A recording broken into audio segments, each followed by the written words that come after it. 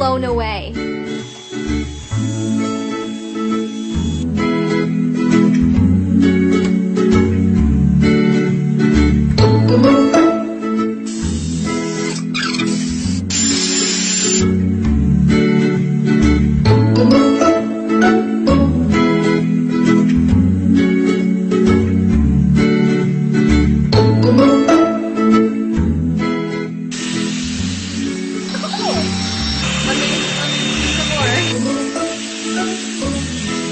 This is just easy to use. So if you struggle with the blow dryer and round brush, I recommend giving this a try. Like I said, you can't